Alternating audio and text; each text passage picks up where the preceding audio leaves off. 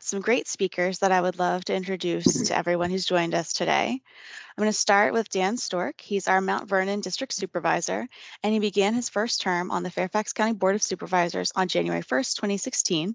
He leads the Fairfax County Green Initiatives, Embark and Revitalization of Richmond Highway, the Strategic Environmental Development Task Force, the Mount Vernon Tourism Task Force, renovation of original Mount Vernon High School, approval of the new Lorton Community Center and South County Police and Animal Shelter, along with the Lorton Library renovations. He chairs the board's Environmental Committee, Audit Committee, vice chairs the Economic Advisory Commission, serves on the Joint Board School Environmental Task Force that we're going to see today, the Alexandria District of Columbia, Fort Belvoir, and Prince William Interjurisdictional Committees, and the Council of Government Chesapeake Bay and Water Resources Policy Committee, the Virginia Association of Counties Board of Directors, and the Virginia Association of Counties Energy Subcommittee. Supervisor Storck is a passionate, determined, and engaged in fighting to ensure that each and every Mount Vernon neighbor and business owner has the opportunity to reach their full potential. He's focused on improving our education system and our environment, applying his business knowledge to economic development, revitalization, affordable housing, and transportation, while connecting residents with each other and Team MVD. Volunteering and working with a young man in lower-income communities and his experience as an entrepreneurial guide, his drive to help all in our community and to strive for equity for all is impressive. Previously, Supervisor Storck served on the Fairfax County School Board from January 2004 through December 2015, including 3 terms as school board chairman and co-chair of the 2 joint school board Board of Supervisor committees. In his professional life, Supervisor Storck has developed and owned several healthcare and benefits firms. He holds an MBA in management and a BS in finance from Miami University in Ohio, and is a former board president of Good Shepherd Housing, West Potomac High School PTSA, and Riverside Gardens Recreation Association, as well as a former Head Start administrator and youth basketball coach. Supervisor Storck is deeply grateful for his wife of more than 40 years, Deb, and his children, Ben, Katie, and John, for their support. He has a passion for history and brings it to life through his portrayal of Abraham Lincoln. A Lincoln quote he's particularly fond of and exemplifies one of his philosophies is, with malice towards none and with charity for all. Thank you so much for joining us today. Dan Storck, do you want to say hi or anything else before I introduce our other excellent speaker today? I'll just say hi and wow. I didn't expect all that, but I thank you very much, Ashley. And I have a great partner here in Elaine, so I'll let you talk about all the wonderful things she's been doing.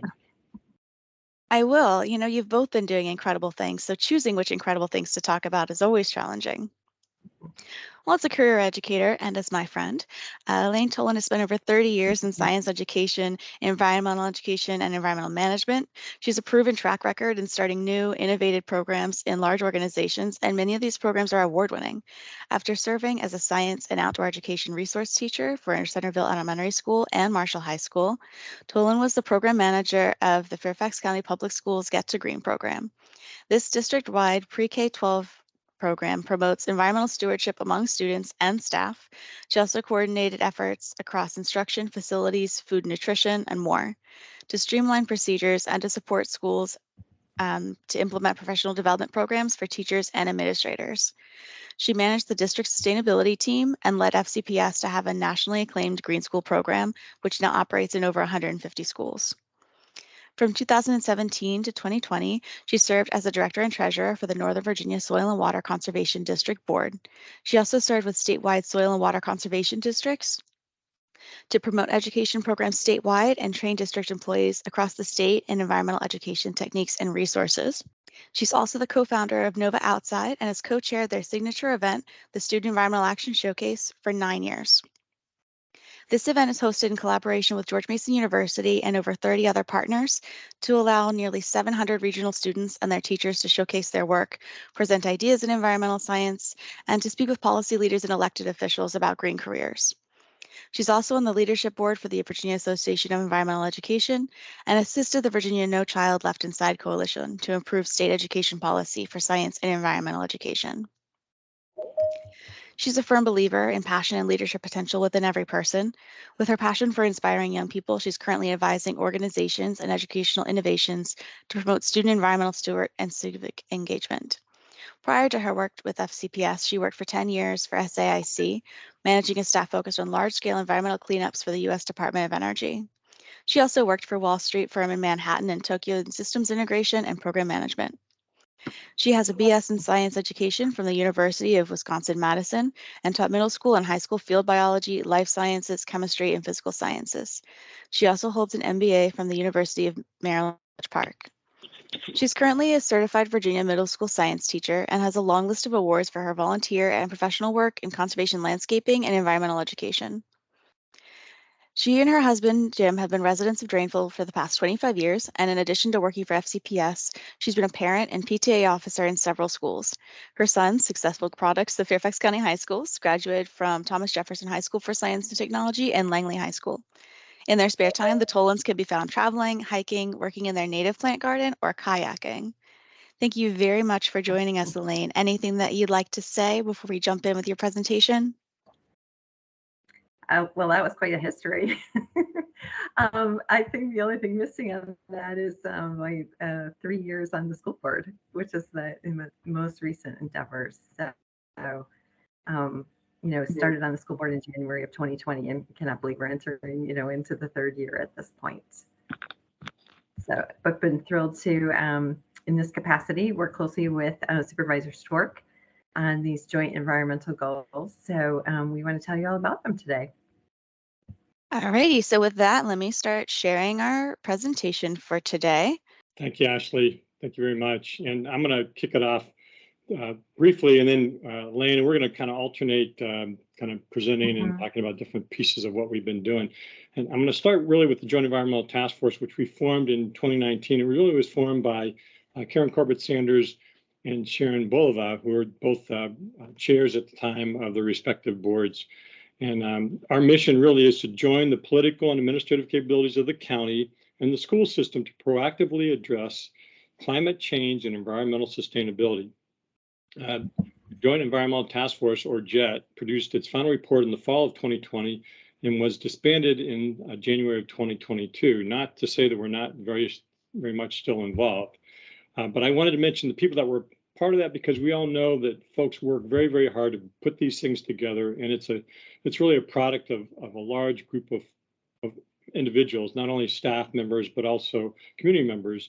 And I'll start with myself and Penny Gross, who's the Mason District Supervisor, and then in turn we have Elaine, as you all have just met. Karl Frisch has been a key member of that as well, from Providence, and actually previous to that we had not only Karen Corbett-Sanders but Pat Hines and Dahlia Palchik, who were part of JET. The task force member, the other task force members, we were the executive committee, but the other task force members were Richard Aiken, Karen Chamblin, Richard Clayton, Meg Mall, Susan Stillman, Smita Chandra Thomas, Greg Ulsis, and then we had 2 student members, Wendy Gao and Ari Kim. So we had a great group of individuals who really helped to put this together and get us started. The next one was our mission. I briefly referred to that, but the mission was truly to join really all of us together, the county and the schools, and ultimately the parks and our housing authority, to focus on getting community partners and putting together community partners with higher education, industry, community, student advocacy groups to recommend aggressive goals, and I underline the word aggressive, in areas of common county and school operations, and influence areas such as workforce development, infrastructure, and sustainability of public facilities and transportation, land use planning, communication, and community engagement, and other challenges and opportunities as they arise. The JET will provided a forum for informing, advising, collaborating, and addressing countywide issues, aligning institutional policies and practices pertaining to climate change and environmental sustainability through the lens of one Fairfax into really our appointing bodies. And just to kind of summarize what all that means is that we were focused very much on county activities, and county activities account for about 5% total of all of our greenhouse gas emissions in Fairfax County. So a very small piece, but a piece that we absolutely control as your elected officials, whether it be schools or county or park authority or our housing. So that was our core focus. As Dan went through the history of how JET was put together, and one of the things that happened early on was an overall discussion within that breakfast here today, understand fully how broad the area of environment can be, and how many areas the county is already working on, and could potentially collaborate with the school district on. So there were a large number of areas that were discussed, including, you see the 4 areas of focus that were chosen here: energy, transportation, waste management, recycling, and workforce development. By no means, in the discussion, were things left out, like sustainable landscaping, stormwater management, tree and canopy cover, public health, even just the idea of shelter, for people in the county. So those were areas that were, looked at, and there was a lot of discussion about how some of those topic areas could be folded into these 4 broader areas, or, of course, I'll take sustainable landscaping as a great example, which is a passion of mine. It's not necessarily reflected in these 4 areas, but it doesn't mean that the school district and the county aren't working in those areas and collaborating in those areas. We do lots of joint work in stormwater management with the Department of Public Works. We have joint landscaping projects with the Department of Public Works and the Park Authority. So we're not completely overlooking these areas, but just to have a focus for this group, we thought it was important to look at these 4 areas of focus that were really chosen, I think, given the expertise of the people on the committee, and a real focus on carbon and carbon reduction. So Dan, I don't know if you want to add anything to that. You were integral to those early meetings. No, there was a lot of debate about it. I can just say that, and we kind of agreed that we had to keep our focus a little bit more narrow, or we wouldn't get, frankly, anything done. I mean, we know there's so many different areas that matter, and this was a great place to start. That's all. We know we got more to do, but this was a great place to start. Yeah. So the next slide talks a little bit about establishing the goals. And so Dan will take the opportunity to talk to you a little bit about how those were put together with the people that we had on our team. For energy, that's the subcommittee that I ended up being. The 4 representatives from the county and the schools each picked a kind of an area that we led, and mine was energy. A lot of because it included not just schools, but also the county, and we have a huge amount of activity in our housing area. Fairfax Regional Housing Authority is a big deal. Our rehabilitation work in housing and frankly our contracting with the private sector have a lot to do with how many greenhouse gas emissions will be met. But we agreed on a goal ultimately of being really net zero energy, if you will, by 2040. And we did that not because we blew it, we just picked that out of the sky, but we talked about with county and schools and what we realistically could do. And frankly, we know it's an aggressive goal, but we believe, and I think we're fairly confident that we can hit that goal. So that was one of the key reasons we picked 2040 for being carbon neutral. For solid waste and recycling, obviously that's a major county function, but it involves obviously all of us recycling, and recognize that we need to set an aspirational goal of being zero waste by 2030. Now, zero waste doesn't mean 100%. It means in the definitions that we've seen and we're using here is at least 90% of our waste is either reduced or recycled or reused in some way. And then we made specific goals and commitments to recycling, which has a lot more layers to it. Our workforce, Elaine's going to talk a lot about that a little bit later, but we recognize that the county and the schools have a major role to play, particularly the schools, as you might expect, with career tech and the educational issues. But for the county, we do a lot of employment. We hire a lot of engineers. We hire a lot of other folks who are responsible for implementing this. And then a lot of the stormwater management and other things that we do are huge parts of what the county guides the private sector with. In transportation, we agreed that the bus fleets needed to transition to non-emitting, whether it's diesel fossil fuel emitting vehicles. Electric is the name of the game at this point in time. We expect there'll be other things along the way, but the commitment was to be, JET itself said that the county should be there at 2030 and the schools should be there at 2035 with our transportation fleet. Ultimately, the board supervisors agreed that we could hit 2035, and I know the schools are still focused on 2035. We went there because the county bus fleet also has challenges about how you get the number of buses and how do you do the other things. But the core commitment that we made and the Board of Supervisors insisted on is that we will not purchase another, fossil fuel emitting vehicle after 2024 without the board's approval, which was a way of kind of pushing staff for them to get the job done and make sure that we don't have that. So those are the key goals for the county, 2035, 2040. Those are the key county and school goals. Okay, Elaine, I can roll right into the energy goals, and I've talked a little bit about that. Carbon neutral by 2040. We want to significantly reduce operational greenhouse gas emissions. We know a key part of that is not only reducing carbon emissions, but also finding and installing clean renewable energy sources. Building energy performance is huge to that.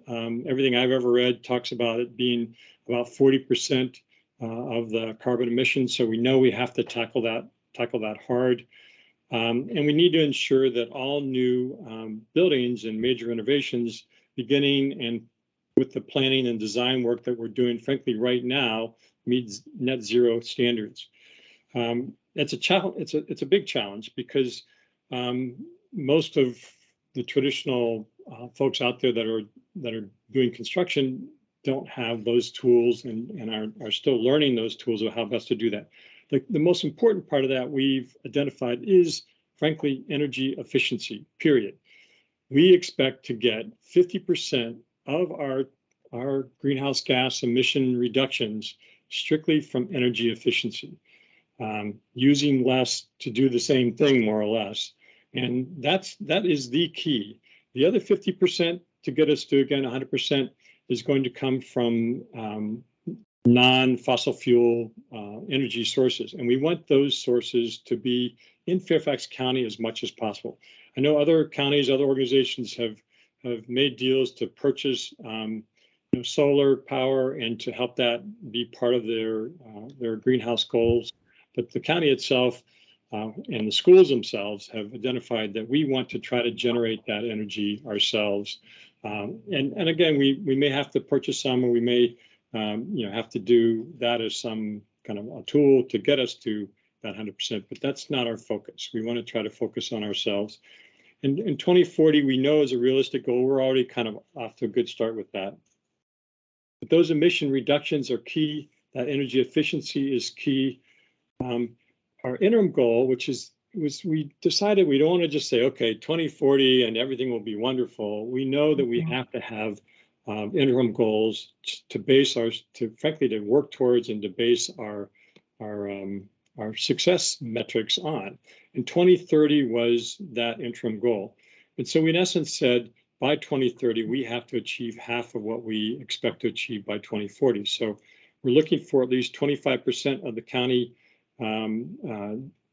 energy reductions to take place by 2030, as well as 25% of our renewable energy generation would also be by 2030. We're using 2019 as our energy baseline, in case anybody was curious about that. So that's our core, and it's pre-COVID, so it's a good measure, we think, of kind of where we were. Obviously, in COVID, we reduced some of those. Building energy performance standards is one of our biggest challenges because the state does not help us in this regard. The standards that they have are not particularly aggressive. We're working as part of our role in the county with the state boards to try to change that, but that's our objective right now, is to get more kind of aggressive energy construction standards by then. Net zero commitment, I think we've talked about that, and anything we design and build and renovate, that is our commitment right here from the beginning. And we're looking at solar, frankly, installing solar everywhere we can.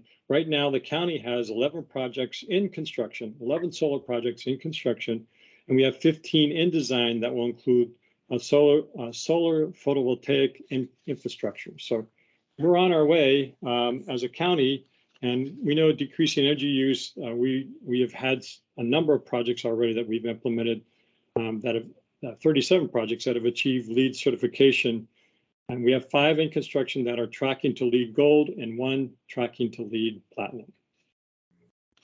Just to put things in perspective just a little bit, Fairfax County Public Schools is, depending on which statistics you look at each day, it's the 10th or 11th largest school district in the country. And we maintain over 220 facilities comprised of 198 schools.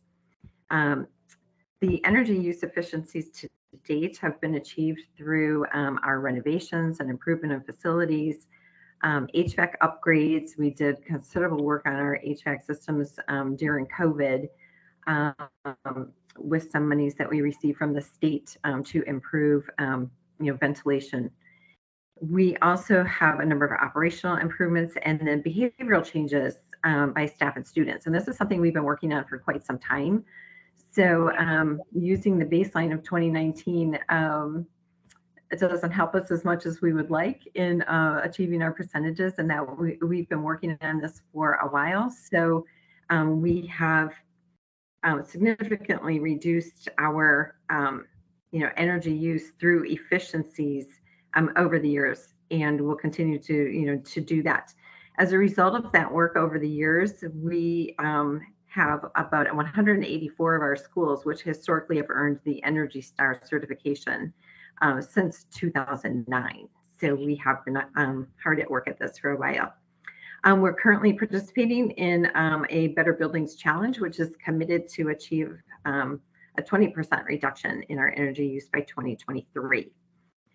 We have a cross-divisional sustainability team working on programs and driving programs in the district, such as the National Wildlife Federation Cool School Challenge, with students performing energy audits and executing energy action plans to give them firsthand involvement in education, including participation in the Energy Star Battle of the Buildings competitions. And additional plans to achieve the reduction commitment include additional energy upgrades, building shell improvements, operational changes, and continued adjustments in occupants' behaviors. 1/3 of our project dollars are directed toward improvements in energy efficiency and sustainability. And I'll talk a little bit later about some of the budgeting changes we've made in SEPS to promote this work as well. We do post annually our greenhouse gas emissions report on our website, and you can take a look at those to see our downward trend in greenhouse gases, even as we have increased our square footage significantly. To talk a little bit about solar, I think many of you are aware the school district has stumbled a little bit on getting going on our solar projects. We have been working closely with the county and the county's contract. We had some issues with one of the vendors and the funding for the vendor. What I can say at this point, however, is, and I'm going to give some credit to our new superintendent, who you'll meet later this morning, in really putting this forward as a focus for the school district, and giving our staff the green light to be creative in looking at some of the contracting that needed to happen to move forward with a solar project. So I can't make any announcements of dates at this point in time, but I think very soon you will hear some very good news about us moving forward with our first solar installation. Our solar roof installations, primarily on our high schools and secondary schools, those are huge rooftops. So, they will make a big dent in the overall county, square footage, as far as, installation of, square footage of renewable energy. So more to come on that soon. We're also looking to follow the county in looking at some ESCOs to, figure out how we can really use those types of companies to, promote more efficient energy use. There's just a couple key points I want to make here. First and foremost is that bus and vehicle fleet replacement is the key for the county and schools. We recognize that that's our number one, outside of our buildings, our number one source of greenhouse gas emissions, and we've got to focus and aggressively go after that. And as I mentioned earlier, we have mutual goals for 2035 that our transportation, that our bus fleet will be greenhouse gas or carbon neutral. We also have committed then on the county side, we have a lot of other vehicles that also have emissions that we have to target and make a difference with as well. We, as I mentioned previously, on our bus and vehicle replacement, any purchases of buses after, I said 2024, but it's actually fiscal year 2024, which means it starts in July 1, 2023.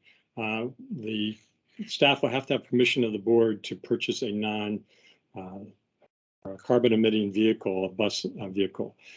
Charging infrastructure is huge. We are going to consider at Tuesday at our meeting the first step in looking to waive county fees for folks who put together some of the charging infrastructure. I mean, there are fees for establishing the permits and so forth to get that, and we're looking to waive that for a period of time.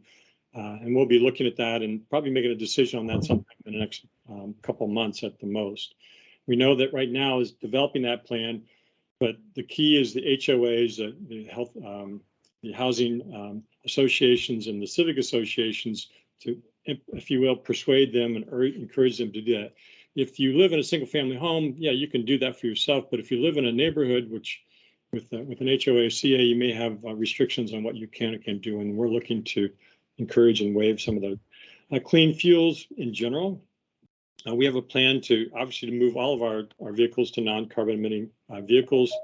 That will be a big challenge because we have a lot of heavy trucks and so forth that there's so far really not available non-fossil fuel emitting vehicles. So we know we have to keep monitoring that and look for that. The other thing is safe biking and walking. We've refocused ourselves on the safe routes to school. When I was on the school board and now we've identified there are paths and sidewalks and so forth that aren't connected that make it difficult for kids and adults, frankly, to walk anywhere, and trying to fill in those gaps is a key part of making that easier and safer for folks to take, frankly, to use their own legs and bikes, et cetera, to get from point A to point B. And every road that, at least in the Mount Vernon district, that's done, we look at putting bike lanes and have other kinds of infrastructure to make it easier and more comfortable for people to ride bikes. Obviously, having bike racks at all the county installations and schools further adds to that. So we have things to do, but we are aware, and those are key parts of our plans for the county. And then we've been applying for pretty much every grant opportunity that we can find. Because we know that particularly for electric buses, we got a Dominion grant that the county and the schools have both benefited from. But on the county side, we've gotten 8 grants that are grants for 8 buses that have already been funded, and we're working on 10 more grants right now to get them. And that gives us a chance to test out these buses. And we know there's some challenges with that. The distance that the buses can go, particularly in a hot, humid July day, is much less than it would be when you don't have to run air conditioning at full speed and so on.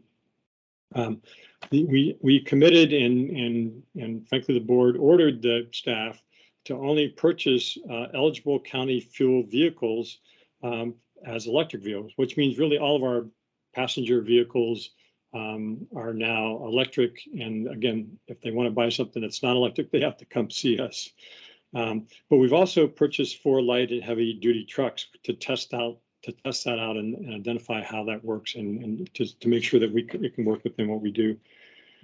We do have a plan to purchase or to transition all vehicles, but again, the heavy duty part of that we operate at our landfills and so forth, is a little bit harder. And last, but definitely not least, for the Richmond Highway Corridor, the bus rapid transit system that we are in the process of building right now will be operational around 2030. That will be an all-electric bus fleet. So we're really excited about that being the future truly of the highway. So on to you, Elaine. Awesome. Thank you, Dan. I was so happy that you talked about safe routes to school because that was actually a question that someone had submitted ahead of time. And I'm excited to say that we are revamping the school side of that. Many of you may be aware that up until this year, we had a part-time person running our Safe Routes to School program who is very focused on increasing the biking and walking to school activities of our students, and just did an amazing job with that. We've got a number of schools with bike fleets that we're storing, and through our PE department, our teachers are all trained to help students that don't know how to ride a bike learn how to do that so that they can increase their ability to ride bikes to school. But we have now increased that to a full-time person, and the position is moved from our instructional side to our facility side of the house, and will be more overarching. I'm still working through our National Wildlife Federation Eco School pathways for biking and walking to school, but then in addition, closely coordinating with the county and the County Active Fairfax program and transportation to make sure that we really do have safe trails and safe sidewalks and ways for people to get to school. I guess planning long ago, Fairfax County did a nice job in that more than half of our schools have a Fairfax County Park Authority property adjacent to it, or very close at least. So a lot of times when I go to schools, families will tell me, oh, we walk from our neighborhood, but there's a path and it's not always maintained. What can we do about it? Well, it's not a path that the school district owns, it's a path that the Park Authority owns. So that very close collaboration across these county organizations really needs to be a focus. And so we are bringing in this full-time person to really, kind of broaden the view of safe routes to school. I'll just mention too, we've seen a lot of changes around transportation and just the way people are getting to school, with the pandemic. We had worked really hard pre-pandemic, to reduce our kiss and ride lines and have as many people as possible taking the bus, and also promoting biking and walking to school. Of course, then with the pandemic, people were, especially last year, transporting their kids to school in their own cars or increasing biking and walking to school, so that they were not in that enclosed bus space for, COVID-19 safety. So, from what I'm seeing right now, we still are seeing more people biking and walking, which is excellent. So we need, as I mentioned, the Safe Routes to School person to really be working to make sure that is happening in a safe manner. But we also need to, start working again on this. It's safe. The safest way to get to school is riding the bus, and getting more and more people, onto the buses, because the safest and the most carbon efficient way to get to school is for everyone to ride the bus, even if it's a diesel bus, instead of having all of those individual cars, in the kiss and ride line. So we have a lot of work to do on that post-COVID, and, understand where we are. In addition, I think maybe the most exciting thing around transportation is we are beginning the conversion of our 1,625 buses, our bus fleet, to electric buses. And we currently have 8 electric school buses on the road. And we are anticipating through 2 different grants that we were successful in this year, adding 20 additional buses during this school year, so that we'll have those on the road and running by the end of the spring. And through the grant process that we participated in through Dominion Energy, and the Commonwealth of Virginia Department of Environmental Quality, we were able to purchase these electric buses at the same price of about $100,000 as we would spend for a diesel bus. Dominion Energy has provided our charging stations and infrastructure at no cost to FCPS. They haven't started this yet, but I think their ideas, with the batteries on the buses and the charging infrastructure, they will ultimately be able to, pull energy back into the grid. But that has not started at this point in time. But our charging infrastructure is owned by Dominion Energy. One of the things we put into our budget this year is a number of the grants that our folks are applying for these electric vehicles are matching grants. So in order to be able to receive the money, we have to have money to put up for that. So we have a multi-year budget plan to have that money available to our transportation staff that is applying for these grants. So we've been paying attention to that. Mr. Frisch and I had the opportunity a week or so ago. We took an opportunity for a field trip up to Montgomery County public schools to their transportation depot, where they are working with Highland Energy to convert their bus fleet to electric. So Highland is kind of like the PPA of electric school buses. And we had a very interesting conversation with them and Montgomery County staff as to how they are using that process. The school district leases the buses from Highland and the charging infrastructure. So I know our staff has taken a look at that, and we'll be looking at that closely as well, and as well as upcoming grant opportunities to continue the transformation of our bus fleet. As Supervisor Faust was speaking, I realized I need to dive in and get a little bit more information up to date on our other vehicles and exactly, what our plan is for electrifying the rest of our fleet, because I know that is in the works as well, but I don't have the most up-to-date information on that. On the zero waste side, the county has a zero waste, and county and schools and parks, et cetera, have a zero waste goal by 2030, as I mentioned at the very beginning. We did complete a zero waste plan in the fall of 2021, which is, we are absolutely moving forward with this initiative. And the zero waste plan, you can go look at it on our environmental site. I'll try to put something in the chat, a little bit, a link to do that in the chat. But we are committed to diverting 90% of our waste away from landfills and incinerators. That's what that zero waste plan is intended to do, and decreasing the total amount of waste generated by 25%. So 90% is diverted from landfills and incinerators, and we reduce that 90%, if you will, by 25% as part of the things that we do internally to try to reduce that waste. So preventing waste is the focus of our zero waste plan. The greatest benefits that we get from that is by reducing consumption and systematically reusing materials, I think obvious to most of us, and products. So looking for that reusing of materials and products is a key part of reducing that overall waste stream. Looking at and thinking about it as a whole life cycle approach, and frankly doing education around that. So we have the 4 R's, reach out. I always think of repurpose, reduce, reuse, recycle. Those are the key R's that we all talk about that are essential to achieving that zero waste plan. We also have a sustainable purchasing and procurement program guide that we've just implemented in the last 6 months, I think. Again, it aligns with our zero waste principles, which means materials and packaging reduction and reuse, bulk purchasing, product durability, that's a key one, product durability, repairability, extended producer responsibility, take back, in other words, recyclability. We'd love to see the plastic industry do that.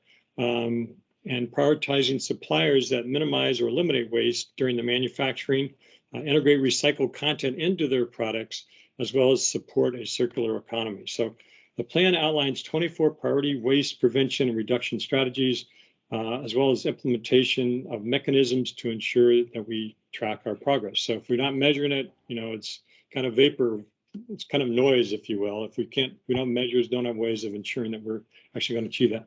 Where the county is at the moment is not only have we adopted this zero waste plan, we also have pilots underway for composting in offices, in our county offices, reusable packaging in our warehouse distribution, to also develop, again, internally zero waste champions. We've rewritten, we really truly have rewritten our procurement policies for green purchasing.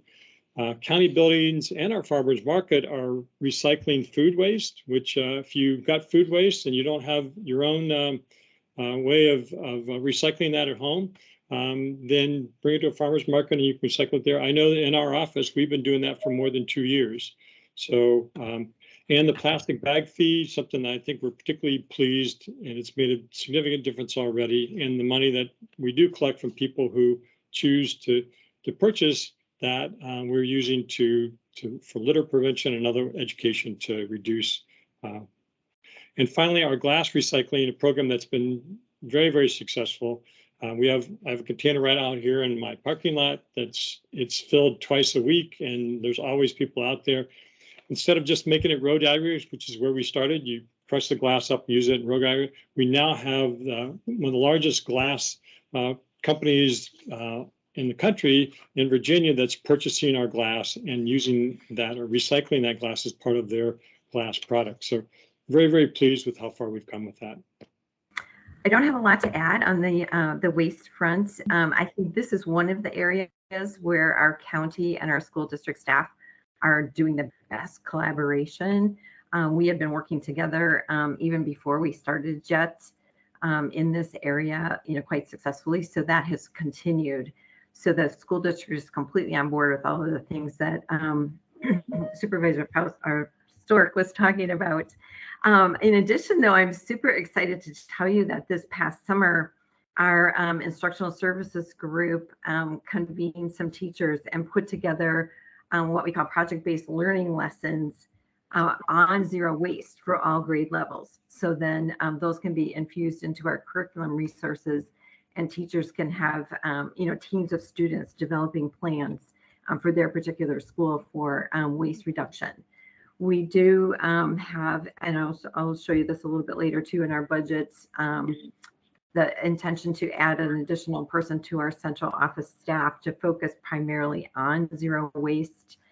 We have that in our budget for this upcoming fiscal year, so that will help as well. And we, of course, continue to work with our National Wildlife Federation Eagle Schools program, which has waste reduction as one of the key areas that the kids are working on.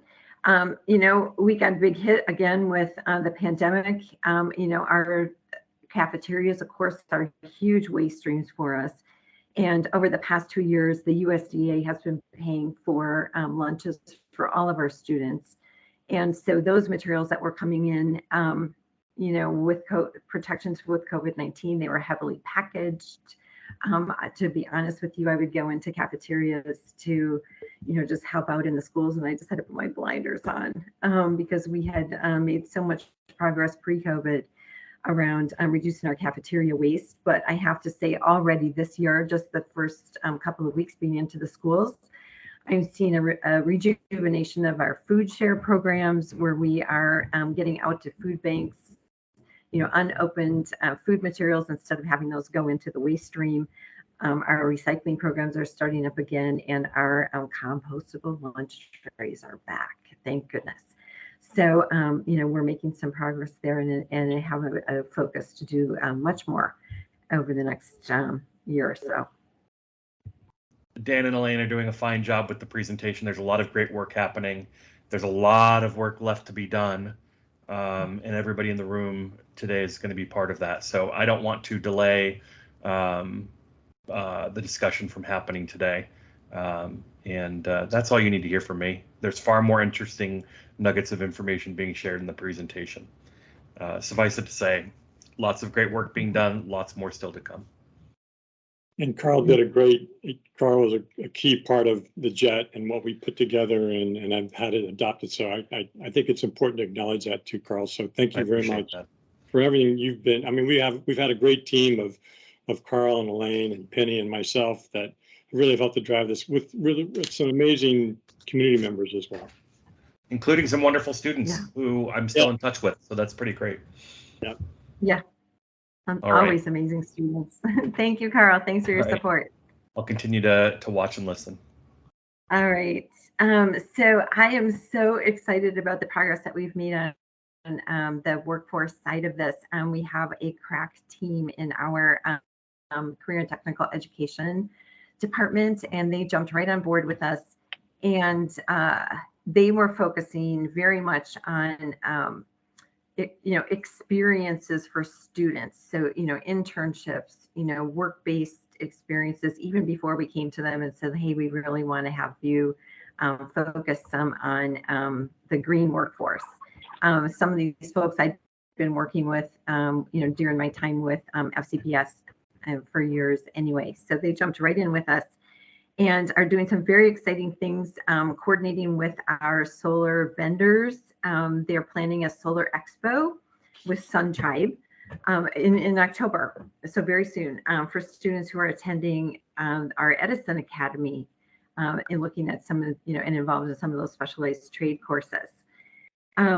They are participating in something called the Career and Technical Education Renewable Energy Education Network. So that's a national organization where they are looking with these other people across the country, identifying teacher resources to support career exploration in related in renewable energy career paths. And they are planning energy career cluster-based opportunities for high school students to connect with industry professionals and to learn what it takes to pursue these related career paths. There's an Instruction to Industry Career Expo that they are involved in February, and we'll be having these groups talk with students on environmental careers. They've put together toolkits for our counselors and our high school, college, and career specialists around a variety of green careers, some that require a college degree, many that do not, so that those folks that see students on a regular basis are able to share that information. At the elementary school level, they're continuing to work with our Fairfax County Department of Public Works, putting together little videos of environmental scientists and people that work at various careers across the environment, so that the kids can watch those and then link up with some of those professionals. I'm super excited. They came up with summer opportunities working with Fairfax Water to have our students intern actually at our Fairfax Water facilities. And they are also trying to work with Ipsen, another one of our vendors. They have to get Ipsen approved as a state of Virginia partner to provide on-the-job training. And then they'll be able to work more closely with Ipsen to provide those kinds of opportunities for our students. The City of Falls Church has a sustainability academy, which is interesting. So our folks have been visiting with them and thinking about how we could institute some of that into our STEM academy work that we have going on in Fairfax County. They're working with the Virginia Department of Education to revamp, some of the just general energy and electrical process courses to incorporate renewable energy into those courses as well. So we wouldn't necessarily have a separate course just for renewable energy, but it would be infused into the other courses that we're already offering. And we've got some great opportunities for internships in vehicle maintenance with the Fairfax County Department of Transportation. Some of that was slowed down a little bit during COVID, but we're revamping all of that up, and gives our students a great opportunity for actual hands-on, day-to-day maintenance of our electric vehicles. We're kind of winding down here, so we want to talk a little bit about, Dan had mentioned that these goals are aggressive, they're aspirational in nature, but they have significantly changed the conversation across the county and across FCPS. So these aspirational goals, how do we operationalize it? First of all, we've had these collaborative conversations, but even within the school district, the conversations are very different from what they were before we had our JEC goals. These have been adopted by the school board. They've been adopted by the board of supervisors. So we have a countywide focus on all of these areas. And so, even though things aren't perfect as we move forward, so we need, in the last year, we had to buy some diesel buses. We didn't really want to do that, but in order to, update our fleet and keep things moving, we had our new electric buses coming in, but we needed some new diesel buses, to be purchased. But we thought long and hard and had lots and lots of conversation around what were we doing? Why were we doing that? What was our long-term plan around that type of thing? And those were not conversations that were happening before we set up these JEC goals. So I see that all as very positive in how we are operationalizing some of this. And I'll talk a little bit about the school budget as well. You got to put your money where your mouth is. So, we're really looking at how do we, implement this moving forward. And we've increased our conversations in other areas too. For example, Dan mentioned all of the LEED certified buildings in Fairfax County. The school district uses something called CHIPS, a collaborative for high performing schools.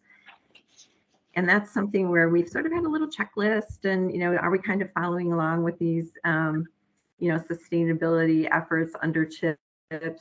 But this, for the first time now, as we go into new construction, we're actually getting a third-party verification of whether or not we're following those CHIPS checklists. So that's a huge step in the right direction. We put some additional money. We got some infrastructure money from the state, and we put some of that money into outdoor classrooms. So, that's again not necessarily falling directly under the JEC goals, but something that goes along with making sure our kids really appreciate nature and outside, and understand why we are doing all these sustainability efforts. I think the next slide shows a little bit about the school district budget. You can see this year we added, I wanted to point this out, we've added an assistant director position to open up a new office. We're not sure exactly what it will be called, but some people have thought that the carbon neutrality office is not a bad title for it, but it is to kind of pull together our energy management and some of our other, facilities, offices, and increase coordination with our instructional side to really focus on the JEC goals. We added a position in transportation to be able to really focus on all of the grant opportunities that we are talking about and really focus on what are the best strategies moving forward to electrify our fleets. And I mentioned earlier the bus cost share money that we put in place. I also mentioned the safe routes to school changes that we've made. And we have added 2 positions to our Get to Green program on the instructional side. One of those positions, my understanding is that they're trying to hire a person that really has expertise in sustainable landscaping and outdoor classroom spaces so that we can, refocus some of our energy there. And then you can see out over the next couple of years, increasing budget areas, primarily at the schools, to make sure that each school has a sustainability point person to make sure that these recycling programs, moving into composting, et cetera, are actually happening. So, and I mentioned at the bottom there that state construction funds that we've put $5 million, which is a huge sum compared to what we've done in the past toward outdoor learning areas. So let's see, I think our next slide just kind of closes this out. So Dan, I don't know if you want to add anything, the huge benefit we have of our increased collaboration. As Karl mentioned, we've got a lot of work to do, but if we collaborate, it's going to be easier. I think that's the core for why we all put together JET and why it's taken off, to be honest, is that we recognize that we are stronger, better together, and we also know that it has to be countywide, not only countywide for the county itself, the schools or parks or our housing authority, but ultimately it has to be countywide for the community, So the key things I would just summarize with on the county side is that we really embedded the JET goals into what we call our operational energy strategy. You can go online and look at that. It's the board as part of our operational energy strategy, which is frankly the umbrella under which all these other individual items come there. That broad report that we get routinely from our county staff is a way of making sure that we're in fact staying on track and getting things done. So like the schools, we fund these initiatives through our budget, and that budget process is an essential one for us to ensure that we're making progress. A lot of that is capital dollars at this point, but there are other ways that we fund that. So pay attention to our budgeting process. It makes a difference. Additionally, we have beyond JET specifically, and again, under the operational energy strategy, we have the Fairfax Green Initiatives, which frankly I initiated, and the board has adopted so many of them that have really moved this along. It's driven a lot of the aggressive actions that we've taken as a county in climate change. The Community-Wide Energy and Climate Action Plan, what we call CCAP, or what we've been calling CCAP, what we're going to rename as a carbon-free Fairfax, is really the engagement that we took over the last couple of years to involve everybody. So that 5% of the county matters, but that other 95%, for everybody else is also essential. And getting everybody else involved and getting, if you will, the hospitality industry, getting our religious and spiritual organizations, our faith-based community together, getting, shopping centers, et cetera, getting them all together and working to move forward their energy reduction goals is an essential part of that process. And that's what you'll find, and that's what you'll hear more about this coming fall as we are implementing the CCAP process around the county. And it's a sector-based strategy that we're focused on. So again, more to come, pay attention, that's a key part of it. And then we also have another major element is what we call Resilient Fairfax. And Resilient Fairfax is also, we've been working on that for more than a year now. And that is our way of kind of how do we anticipate changes that the climate's going to create, as well as how do we make sure that as we spend those dollars today, that we're not in turn wasting that money because 10, 20, 30 years from now, those dollars will have to be redone in order to protect us in some way from the climate changes that we're experiencing. So Resilient Fairfax will also be adopted this fall by the board. We'll be looking at and adopting it. The formal name of it is Climate Adaptation and Resiliency Plan. So again, look forward to having your all input on that. And again, if you want to know what the county's doing, just go to the county website, fairfaxcounty.gov, put in the environment, and it'll take you to, frankly, a long list of initiatives and actions and metrics that we have for ensuring that we're moving forward in the right way. And as a final, I wanted to thank and I know we're going to take questions, but I want to thank the Soil and Water Conservation Board for their leadership consistently across the board. The efforts in preserving and protecting not only our people and frankly our places and our property, but ultimately the planet overall is an essential part, I think, of our responsibility as elected officials. And I know that you all have taken that responsibility very seriously and have been huge advocates, not only broadly speaking, but in particular, your work with the county on stormwater management, grant program, native plantings and seeding program. Those are all essential parts, I think, of the collaboration, frankly, the partnership, the integration of our activities. And I know around the country and particularly in Virginia, because I talked to a lot of folks from other counties in Virginia as part of my role on the Virginia Association of County Board, we are unique in terms of the level of integration, level of collaboration that's occurring. So we should all be very proud of that. Again, far more to do, but we're off to a great start to make a difference. Thank you. I just would like to say how hugely grateful I am, and I'm sure so many of us are, of this presentation. I think it was a great overview of all the hard work that you're doing, which is kind of hard to get a grasp on usually. You're doing so much. So it's super incredible. And as the person who's coordinating Green Breakfast, I'm really thankful that you were able to speak with us and really appreciative of your time. We have a lot of really good questions coming in through the chat. Margaret Fisher wants to know what the role of geothermal energy is in the county's efforts. we've actually been looking at that, and I've been pushing. I'll say this: I've been pushing the county. Particularly, I just came back from out west, and there's a lot of geothermal that's being used there. Our county staff has looked at that and said they've not identified how we can best use that so far. I understand that they've done a great job, and I respect the work they've done, but I know that we have to find a way to better utilize that, because we know, frankly, heat pumps, the core of a heat pump is in essence a geothermal type of response, right?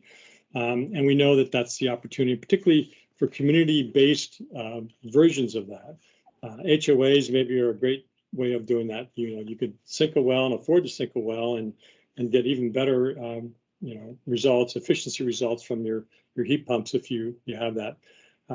That's something we've really not done much with, and it's absolutely something that we need to look at more carefully. But we've had discussions, we just haven't gotten very far with it, is what I would say.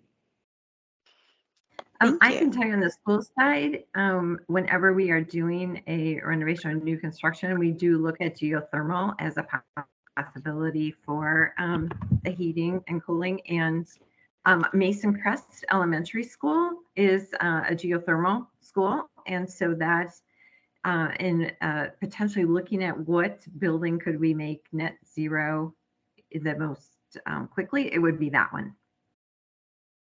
Excellent, thank you. We had another question about what actions can members of the public take to support your efforts? Well, I would say CCAP, the essence of CCAP, or really our carbon-free Fairfax initiative, is we will need advocates, we will need energy, we will need businesses, we need faith community. We're at the very beginning of the ask, in my mind, that the county has to have, and the community has to be asking of itself to move this forward. So what I would say most importantly is stay involved, get involved, make a difference, advocate in your own internal or your own organizations at this point in time that they adopt, the many things that we've identified. But just as importantly, look forward to this fall when we start identifying methods for people to get involved more community-wide.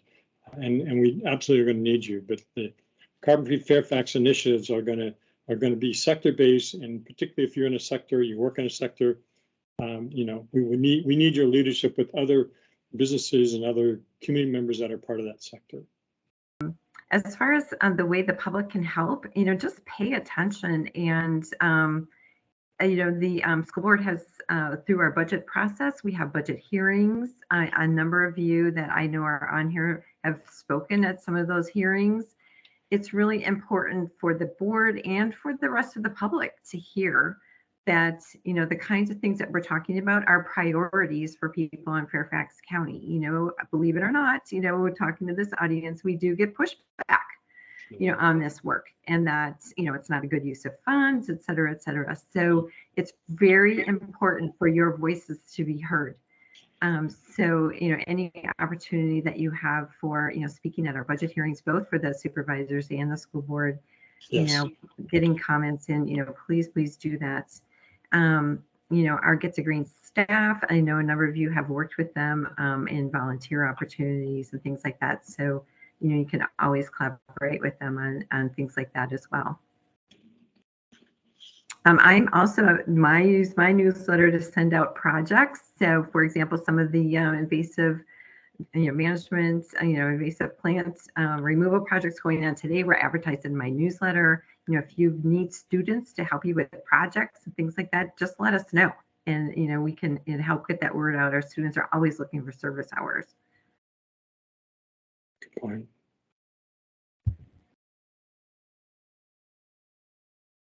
That's a good question. There's more coming, but Michelle Reed's joined us, so I'll let her speak.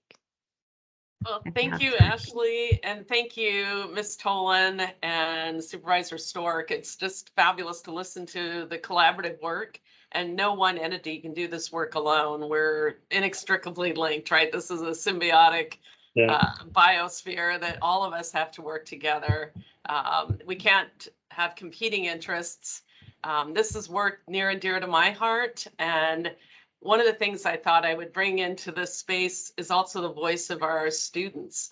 Every time I'm out with students and young people, which is the generation we're going to hand all of this to, this is a high priority for them. And as I think about as a parent and a grandparent and thinking about the legacy moves we make for this next generation, it's so important to leave things better than we've found them. So I just want to make sure we bring into this space their voice and their aspirational goals. I've heard some of our aspirational goals, but I think theirs might even be more aspirational. And, you know, it's incumbent upon us, I think, to support and nurture those dreams and goals. So I'm here to do anything within my purview to support this work. So just thrilled to join you this morning and appreciate your flexibility and my ability to do my spinning class this morning. So yeah, thank you. Well, thank you, Dr. Reed. You went from spinning to your office pretty quickly. And we so welcome you here to Fairfax County. Thank you so much. I look forward to seeing you on Monday when we get together to kind of do a little bit of tour with Karen and yourself. So thank you. And you, as you know, Karen Corbett Sanders' leadership on the environmental side, she's the one who helped to kick off the Joint Environmental Task Force to begin with when she was chair. So we've got a great group of folks who are working very hard to make this county green and greener sooner. So that's, I think, all of our objectives. I think that safe routes to schools, I love all the pathways. And as we talk about bus purchasing, just also balancing that with, you know, the opportunity for students to walk and bike and arrive in schools is just so important too. So anyhow, thank you. Very much so. I think along all these lines, we had another question that was kind of specific, but I think they're getting at something greater, which would be really interesting to get your perspective on. So one of the comments was noticing that many businesses in Fairfax County leave the doors wide open, blast their AC, and they call it cooling down the sidewalk. And that seems like that's really wasteful. And then this person asked about how they can stop this behavior. But I think that's actually asking kind of a greater question that you are sort of preaching to the choir here. The people who attend Green Breakfast are environmentally minded. We do care about the environment. And often we meet people who don't feel as strongly about it as we do. So in a situation like that, given your expertise, what are some good ways that you have about talking to businesses or RHOAs or landscaping companies or whoever it may be about reducing some of those wasteful behaviors and implementing some of the great ones that we've talked about today? I'd say it's never ending. It's constant, and you start with what you do, which is I'm looking outside my window in my office, and when I came into office here 7 years ago, none of this was here in terms of there's some nice trees here, but we've since that time put together native plants all around the office that's here, which have helped the butterflies and the birds. And we've planted a bunch of trees, and we now have a project, which is the orange fence that I'm looking at as well, to try to do some stormwater management here. So you start with your own backyard, you start with the things that you're working on, and you have an expectation. And the core of that is if you don't ask, you don't get. So I asked and I badgered and I bothered people, and ultimately we got these things, but it took a number of years to put all this together. And so that's the first step that each one of us can take right now is to get out there and ask why not. And when you go into a business like I did last night, and they're still giving out the plastic forks and knives and et cetera, you say to them, you know, why are you doing that? Why are you routinely doing that? Let people ask for them, you know, straws. So I know that's a minor thing, but that's something every single one of us can do. And then in terms of what we do as your leaders, your elected leaders, is you need to make sure that you hear us advocating for that. And we put our money where our mouth is, which is our budgets are the essential part of where you see that. One thing I might just add to that is our Get to Green program that we have in FCPS is completely built around student advocacy and student teams, and it's student driven. And so what we're really trying to do is have every student understand that their everyday actions can make a difference. And, you know, they're working on projects within their school or within their community, you know, that they design to make these changes and see if they work, and change them if they're not working perfectly, and keep moving forward, sort of the engineering cycle of work. But it's that kind of thing where I think if we just can help people understand that their individual actions actually, everybody's actions add up, and we can all make a difference. So we're starting with the kids. We need to kind of have that same attitude when we're working with adults as well, to convince them to make these small changes. That's great. Thank you. Yeah, there's a lot of things individuals can do, but seeing your perspective on that's really helpful. There was another comment about that we're seeing a lot of land use decisions sacrificing a lot of trees. I know there's been some recent efforts to plant more trees and to really improve our tree cover. Do you have anything that maybe you could add on maybe why our land use decisions do require so many trees to come down, or what we're doing to kind of preserve the trees that we have? Anybody who knows Fairfax County and knows our tree commission knows Kathy Ledeck. I mean, I'll just leave it at that. Kathy Ledeck lives in Mount Vernon district, has been a huge advocate, and actually was the one who helped to design the natural landscaping that I'm looking at right outside here as part of the initiative. So we know that that is a core part of what we have to bring forward more, I would say more aggressively. And the key part of that for all of us is in the development process itself. We've been struggling with that. I put together an infill development task force here because we were losing so many trees and so much stormwater impacts when people were redeveloping areas that, frankly, people, the small houses they had here, they didn't like them. They wanted bigger ones. And when you do that, you cut down trees. So it starts with the basic rules and guidelines that the county has about tree management. And those only come from the state. And the state does not give us the tools that we really need to make sure that we can protect trees in the development process. Now we have guidelines, we have expectations about 30% tree cover and so forth, but those are guidelines and expectations. And frankly, any developer who wants to can get around them simply by clear cutting, which has been happening a couple times lately here, clear cutting all the trees and saying, yeah, I'm going to plant enough other trees on the lot when I'm done that it'll give you the 30% tree cover. Well, we all know that that's 30% tree cover maybe a couple decades later, but so we have more that we can do, but we need some legislative help to make that possible. And my infill development task force here has some recommendations that they're going to be finishing actually this month. And then I intend to bring that to the board. I know John Faust has been a huge proponent of that, the supervisor for Dranesville, and has been very involved with it as well. So he and I have collaborated a lot on that issue and look to try to see if we can move that ball forward. But we need state support for that. Yeah, this isn't necessarily tied to land use, but we have some great friends, we being the school district, some great friends in our, forestry department. So I know just even last spring, I was getting emails from my friend Hugh Whitehead, in forestry, about the projects that he is doing at schools with kids planting trees, and assisting the teachers and the kids to learn about trees, which native trees are important to plant on our school grounds, how to take care of them, etc. So yet another fantastic partnership that we have. We have just a couple more minutes where I know you need to run. One thing that keeps coming up is people want to know specifics, like maybe data that's available or something like that. Where can they find more information on any of the programs that you've talked about today? So we have, we've got a Get to Green website. So if you just go, I think it's FCPS in Get to Green, and now keep in mind it's GET, the number 2 GREEN.